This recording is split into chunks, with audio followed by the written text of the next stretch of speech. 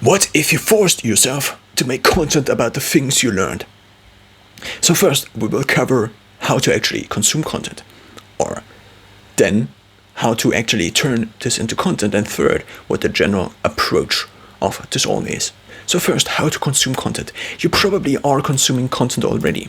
This can be movies, so basically entertainment, or so basically I would say there are two big categories, two big dimensions on a scale from maybe this to this. The first one is purely entertainment, so basically something that only speaks to the current version of you that is very likely to basically be grabbed as, so basically whose attention is very likely to be grabbed by things that are spiking your dopamine. So this is the one thing that's purely entertainment. Also, basically every single dopamine spiking category falls into this, or activity falls into this, such as eating and, well, many other things that also cause spikes in dopamine, short-term spikes in dopamine. And then there is the much longer part, the part where you also, in terms of goals, just move to the completely other direction that actually also long-term causes much more stable dopamine levels, which is very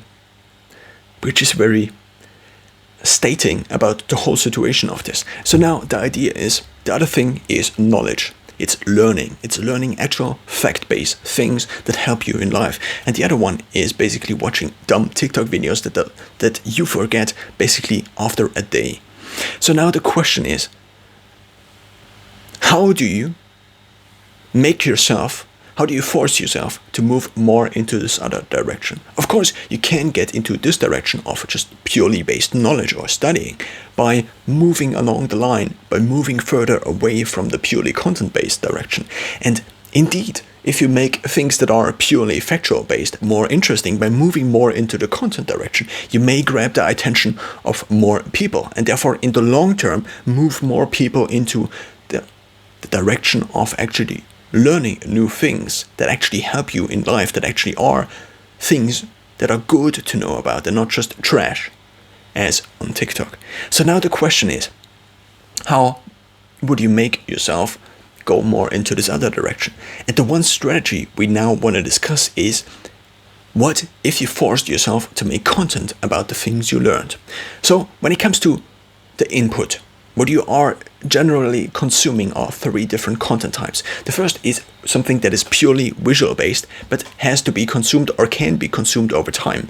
So think of an image. An image is a static image that exists basically as a split second, as an infinitely small image basically. Even though it is captured in a certain time frame, it exists basically as something that is not based on time. But if you watch it now, if you watch a picture, it is dependent on you processing the picture over time. So therefore, the image itself is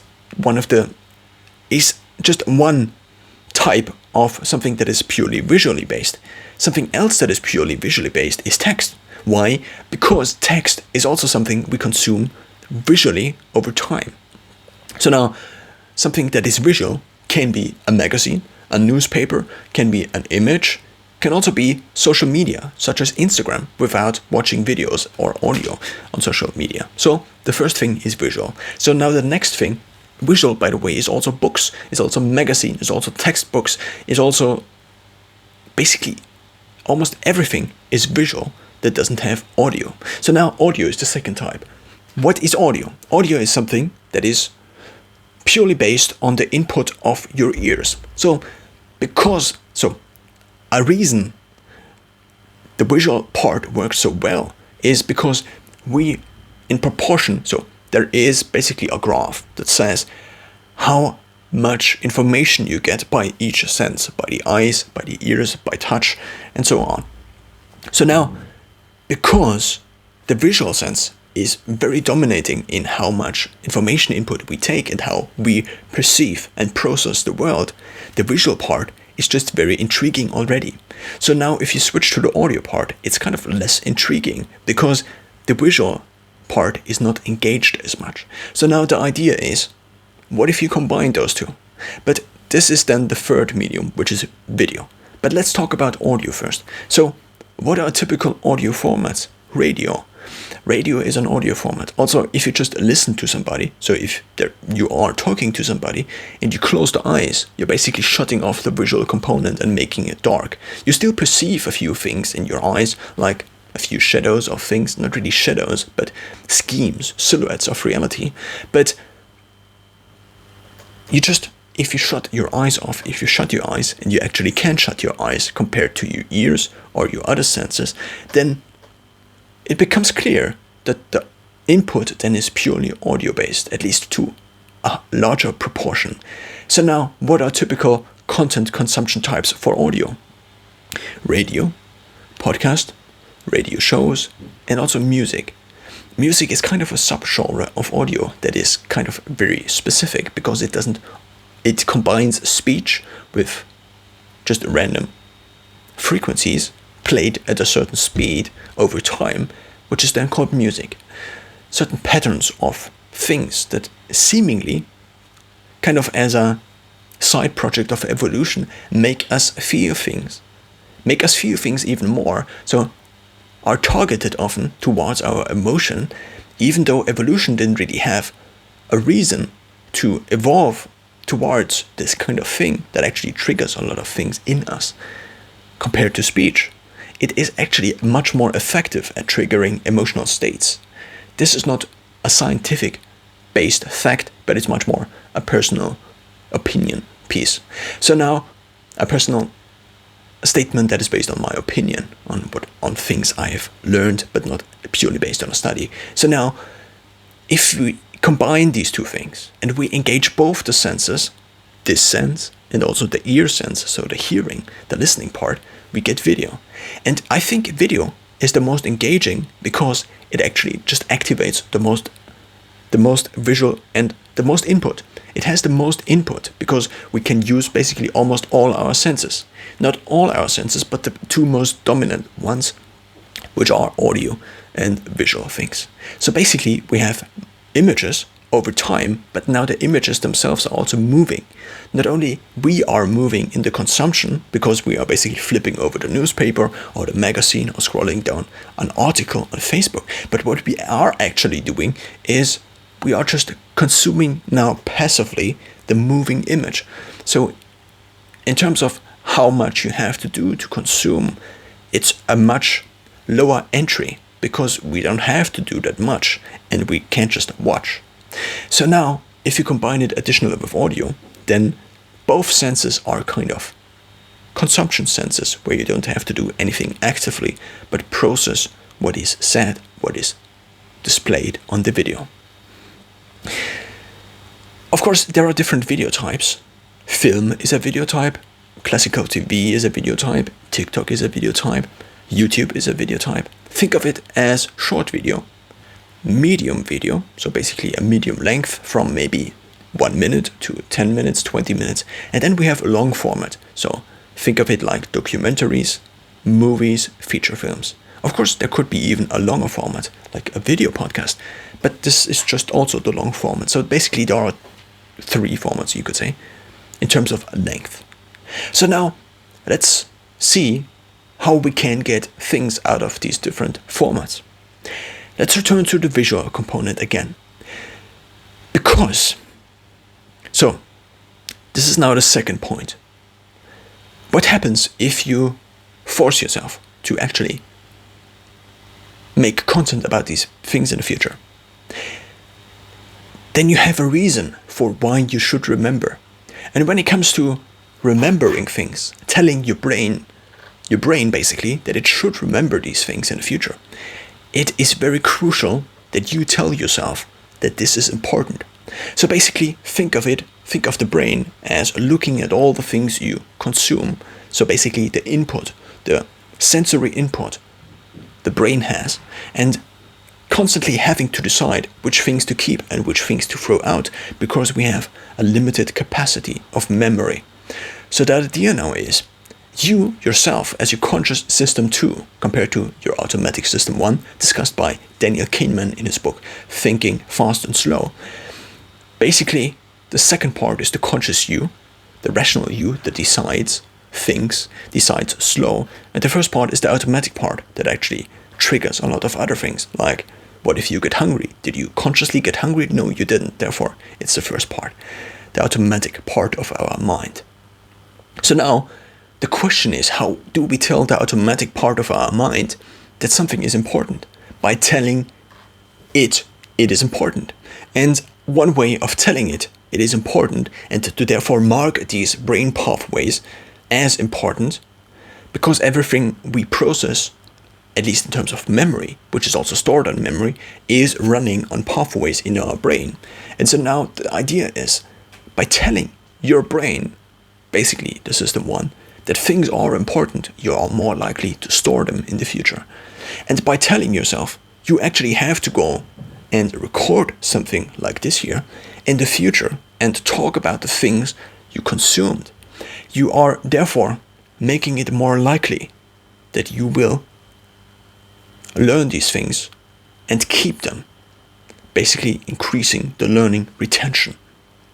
So now let's talk about the different formats and how you can convert these formats into content. The first part is, again, the audio. Not the audio, but the visual part. The visual part is now how you convert something that's digital, mostly digital, because I think, of course, there are people who still read newspapers, and even if you still read a newspaper, I think the best approach to actually having these things stored, or to try to store these things, is to make them digital. So if you have a newspaper, just take your phone and use one of the many scanning apps, or even native scanning apps, like in the Samsung Galaxies, where you can just point your phone at something, and then there is a basically yellow frame, and you just press scan, and then it scans. So what you then can do is you have an image, and images can be viewed online, can be watched online. So basically, record things with images is a very good way to store things that are consumed on a visual basis only. Of course, there are also other apps, like Pocket, for example. Pocket is a service that actually lets you store things on the internet. And since more and more things are available on the internet, such as articles by the New York Times, but also just articles, blog posts, basically everything is moving to the internet. Everything is moving into a digital space. This means more and more things can also be stored very easily with tools like Pocket. So what Pocket now does, it offers you a button which says save this piece of content. And then in Pocket you basically have your own magazine of all the things you stored. This can be a Wikipedia article about Elon Musk, but it also can be your local newspaper where you just have your things. Ideally, a tool like this would now have additionally a marking functionality, because if you additionally to just storing the thing also engage with the thing, highlighting certain parts that actually were interesting to you or that you want to talk about in the future. Because the question of how do I convert this to content is now constantly in your mind. And by the way, another very nice strategy is to have a fixed output date for this. Because, so let's imagine you consume something and you plan in the future to someday make something about this.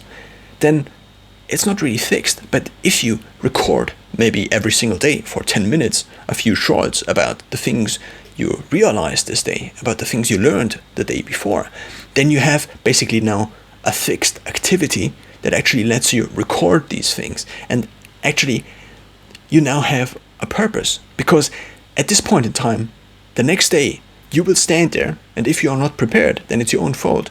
And if you now additionally force yourself to post everything you record, then you have basically a time frame. You basically have now a forced system that forces you to now remember these things, because otherwise you look like a fool that doesn't know what he or she is talking about. So going back to the visual part, you have tools like Pocket. You also have tools like Feedly, which is basically a RSS subscription app that lets you subscribe to RSS feeds on the internet, which are basically, think of it like you post something to the internet, and now every time you post, you actually want to notify the other person that is actually maybe subscribing to the content, just like the bell on YouTube. RSS feeds are basically like the bell on YouTube for web pages. So this means if the New York Times has an RSS feed, you can just subscribe to this RSS feed. Therefore, you don't have to go to the website every single time.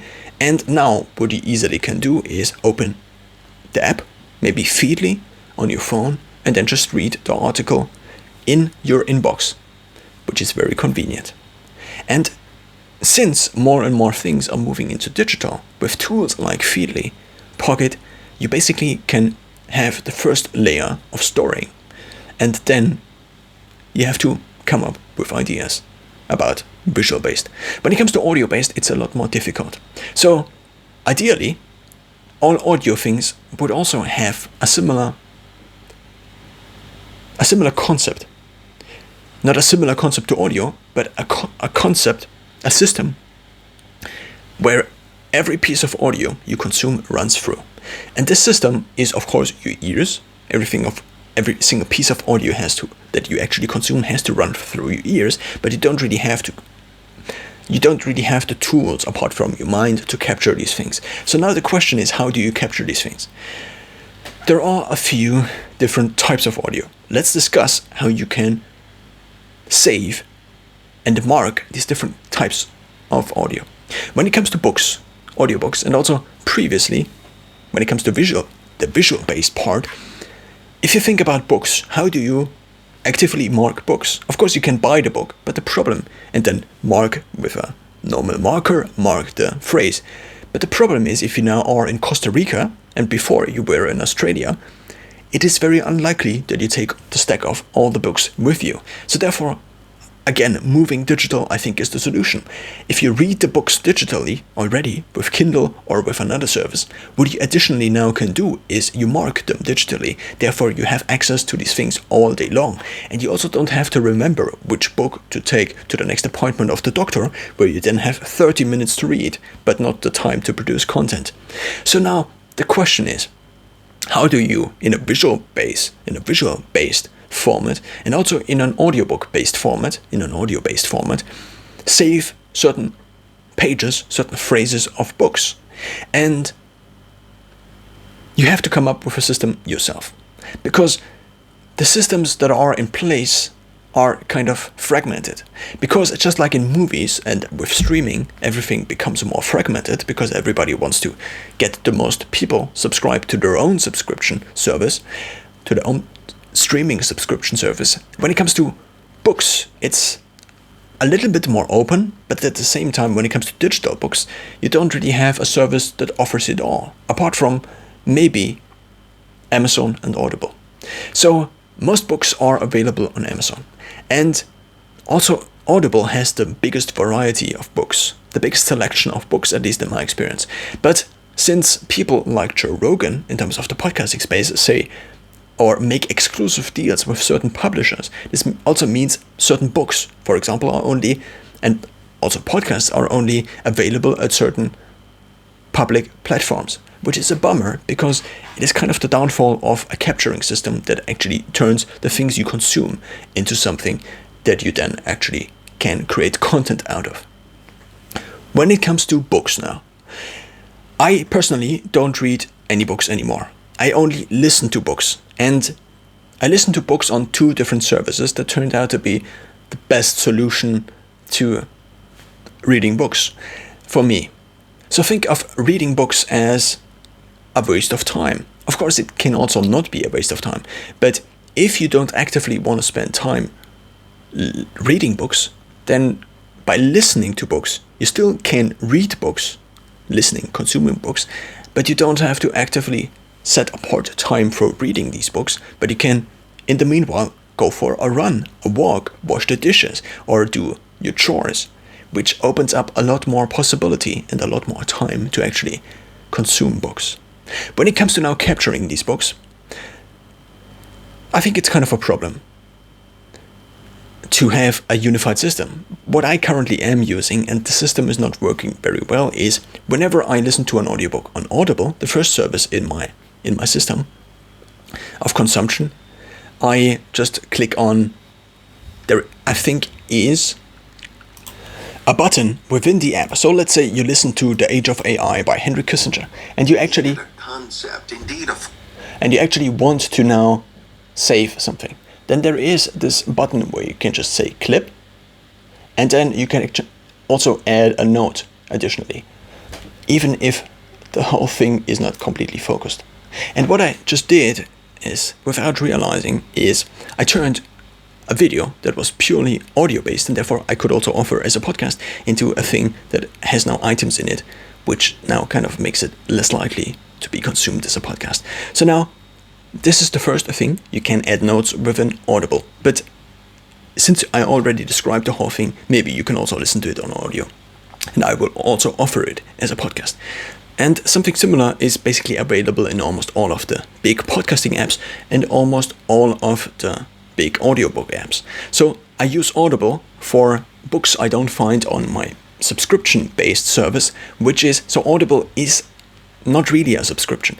It's basically just you saying to Audible, I want to buy a book for 10 euros, or 9.95, at least in my country, for every single month for the rest of time. And it's not a subscription in the way you can use it as a flat rate. So you can only listen to the books you buy every single month. And this is kind of a bummer because it limits the consumption. Think of somebody who doesn't have that much money in a developing nation, for example. If you have a subscription, then by averaging basically all the book consumption over the service, all the people who contribute in terms of money by buying the subscription service every single month contribute towards a concept where every single person in this whole pool, so basically think of it as an insurance. It's similar to the concept of insurance. Every single person in this pool can access as much of these books as they want. So if there is a 10-year-old child in a developing nation, they can listen to as many books as they want if they pay the same fee. Whereas with Audible, they cannot, because they can only buy one book a month. And the same obviously applies for everybody else. The average person doesn't listen to 3 books a day. So therefore, making your audiobook subscription or your audiobook service into or turning it into a subscription-based flat rate model is actually benefiting, I think, society as a whole more, because it averages the consumption out, and currently it doesn't. It also means, of course, currently if you are on Audible, compared to this other model, you pay for what you get what you pay for, which is also nice, but it doesn't really subsidize basically the part of the human population that is not really able to buy an audiobook for 10 euros a month because they don't earn that much money. So now, we talked about audiobooks, how to capture audiobooks. We also talked about how to capture books digitally. We also talked about how to capture all other things that are digitally available with Pocket. You can also save videos as this. But now we already get into the third part, videos. How can you save videos? And also how can you add notes to videos? And I think this is, even though the others are not very good systems currently established, this is the most tricky part. Because currently, with audio, for example, we have podcasts and also we have radio, but you don't really need to save radio, because even if there is a show on radio that is very interesting, and that is only available as a live feed, basically, often these shows are now available as a podcast. So therefore, the audio format is the most open source format, you could say. And when it comes to now video, it's the most closed format, because every single platform out there wants to have their native content, whether it's Instagram, YouTube, Netflix, Disney, all these platforms. There is no platform where you can just watch all the content video that is there. The closest platform, or the platform that is the closest approximation to a video platform that offers all the content that is in the media type format of video, and actually offers you a consumption of this content and also a storing functionality, is YouTube. Of course, there is Facebook Watch, there are Facebook Reels, there is Instagram TV, There is Netflix, there are all these video services out there. There also is live TV. But the question is just, how do you offer the basic content type of stored video to somebody who wants to watch these stored videos? Apart from the fact that there is also live video, but most live things can also be stored. Therefore, I only talk about stored video for now. When it comes to now trying to capture what is on there, trying to capture a video, I think this is the trickiest part. Why? Because it's the most engaging format, and because also these platforms are not only aware of the fact that it is the most engaging format, but additionally are incentivizing behavior from creators and also from themselves, basically in terms of the system of consumption, that actually move human civilization as a whole towards an attention-based, of course attention-based, but not attention-based in a good way, but attention-based in a bad way, into a direction that is attention-grabbing based and not really based on good journalistic principles that actually try to adhere to the truth as much as possible. Not only journalistic, but the higher standard even is a scientific standard of just stating things that are true and naming your sources and things like these. So, how do you store videos? Again, you can try Pocket. On all of these platforms, you can try to store them by liking them. On YouTube, you have the watch lists you can do. So basically, what I currently have is I have separate watch lists for the several categories of life. I have like one for travel, one for manage, one for, so manage is basically self-management, one for health, one for maybe sport as a subcategory of health. So basically things I want to learn. So basically, if you want to learn salsa these days, of course you can sign up for a salsa class. But what you also could do is to make the first step is to just watch 10 minutes of a salsa introduction on YouTube. And thereby, by creating these watch lists that are of course bound to YouTube because it's YouTube. And by creating these watch lists, what you also additionally can do is, if you share a video, then you can share a certain clip now. You not only, so in the past you could also share basically a timestamp with the video itself by just enabling a check mark on the sharing button on YouTube. But now what additionally is possible is to cut out a certain frame of the video, a certain part of the video, and then sharing this part of the video. How you actually would store this whole thing is a different question then, but you have to come up with a system, obviously. But at least in theory, you now can share certain parts of the video. So basically, it's kind of, at least if you think of only YouTube, it's kind of a very good system compared to audiobooks and this other part. So in this other systems, you basically share the timestamp of the audiobook of the episode, for example. You can already share the timestamp and also additionally add notes to the timestamp. And then if you then create content, you just go through the different notes you have on these different platforms. But ideally, it would be nice if you had one place where it all comes together. And the place where it all comes together has to be an app that is able to convert all these things into notes, basically. Because at the end of the day, this is what we call these things. We call these notes. Now, ideally, it would be a system where all these different channels, for example, also would have a place. So here is how I created a system that actually captures a few parts of this different ideas. The first part is obviously Pocket. I already told you about this. The second part is Feedly, even though I realize again and again that subscribing to RSS feeds, which can be consumed on a daily basis in a way where you just scroll down, is not something that is very likely to make myself stick to more long-term goals, since it basically undercuts the dopamine pathways in a way that is not very beneficial long-term. So therefore, this is also a major part of the problem of YouTube. Not YouTube, but video consumption, since it is so engaging and it is intentionally made more engaging and also made more negative, since we engage in more negative things more. trying to store things on these platforms natively is kind of a problem in the long term for your mental health. So this doesn't really mean this causes negative mental health problems, but it causes them in a way that can be seen as negative, at least if you compare your mental health to the version of you that doesn't engage in these activities, watching YouTube, for example, as much. So therefore, trying to combine all these different things in a system, in a note-taking system, I think is the best approach to also maybe avoid spending too much time on these different platforms that are intentionally made to be addicting. So now I have the systems I already described, the pre-saving systems. Basically, I use Pocket as a read later list for the whole internet.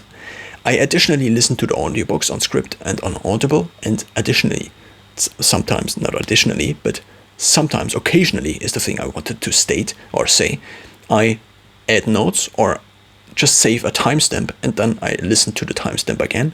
But I find myself rarely doing this and just basically writing down the ideas in a task manager. The ideas I have for producing content that are sometimes new, sometimes a combination of things on different platforms and on different media types, and I just write them down as either a short idea, so an idea that can be converted into a short video, or also a short visual-based media type, such as an Instagram post, or a Twitter post, or a Facebook post, or it is something that is long. This means I convert it either into a visual post again, or a video, because videos can also be converted into audio without recording native audio. So therefore, recording a video is probably the more engaging solution, at least when it comes to the traffic you actually want to have on your channel in the long term. And therefore, having video native files or visual native files as an either or option and just cutting out the audio works really well for me, I guess.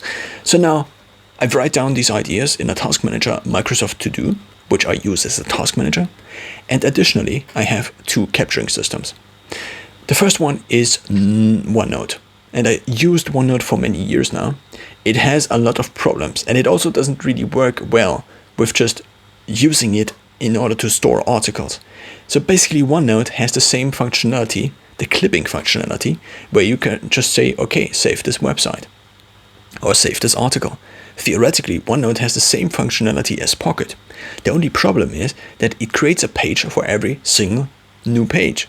And then you have all these pages in OneNote, and I just don't want to have all these pages with these articles in OneNote because I'm not that interested in these articles. I'm only interested in the greater concept because I consume so many articles and so many different things, audiobooks and podcast episodes, that I cannot store all these things in OneNote. Because I use OneNote more as a note-taking tool where I actually actively input the information myself and not have so much external information in there that I only engage with just a little bit. So therefore, I don't use OneNote in order to store the articles, but I just use OneNote as my second brain, basically. In addition, I introduced a more data-based second brain, a more program-based second brain, which is called Notion, which is a free software. It has a free version, it also has a premium version. OneNote also is kind of free if you are subscribed to Microsoft 365, but it is not so free if you don't have a subscription. So I use Notion now in order to capture the list of podcasts I listen to, in order to capture the books I listen to with their authors, because what you can do in Notion is you create basically different databases. So one database is, for example, for people. And within this people database, you have the authors of these books. And then these books have a relation to the books they wrote. So this means if you now have a new entry because you read a new book, you can just link the author database again, and you don't have to input the author manually, but you can just say, okay, let's search for this author, and then you can just type in the author, which is very convenient. Again, Notion has the functionality of actually allowing you to clip articles from the web, but again, I don't use it as an input device, as an input capturing device, but I use it much more as a second brain, where the information is much more processed already, and it's not so much in the not processed input state anymore. Therefore, I store books. So I store books I read and I listen to in Notion. I also store the different video channels and audio channels I listen to in Notion. And what I then can do is I can attribute these different channels and also these different books towards the pieces of content I create, which I again have a database in Notion for. So I have a database with all the ideas I previously stored in the task manager, because the task manager just loads a lot quicker and is a lot more accessible. Nevertheless, in long term, I store these ideas in Notion, which then means I can say, okay, what if I wanted to make a video about how to convert your content consumption into content output? And then I would store this idea, and then I would say, okay, this article relates to this. So then I could link this article, even though I don't have these articles in Notion. But I theoretically could link the article in Pocket, for example, or I could also just insert a link as a source. So basically now, what I have is a system where I have all the content ideas listed, and then I can attribute certain types of media I consumed, such as the books and the podcasting channels. And then what I can do with these channels, because they are all individual pages, they are all basically individually editable, I can say that Huberman Lab, for example, or also I can make an entry about my phone, because I have a list of all the things I own, at least an approach to the more important things I own, and I'm still working on capturing all the things I own. And then I can just write a small review in OneNote already about the phone I'm using to record something. And then every time I produce a piece of content about something like this, I can just attribute the different things I have in this. And this gives me a list of links I can then just insert as sources. Or if I make a video about the recent Tim Ferriss episode, I can theoretically just link the channel. What I just am realizing right now as of speaking this is that I could just make a list, another table with all the podcast episodes, and maybe also all the blog entries I actually want to save, and then attribute these again to the channels and the websites they appear on. Basically, a channel, for example, internet newspaper is nothing else than a channel, like a YouTube channel, just not for videos, but for articles. So basically all these RSS feeds are basically also channels. They are sources, just like an author also is a channel. That is basically just the author's channel who writes books as a content type. And that's how I, and maybe also you, capture all these things and turn them into content ideas.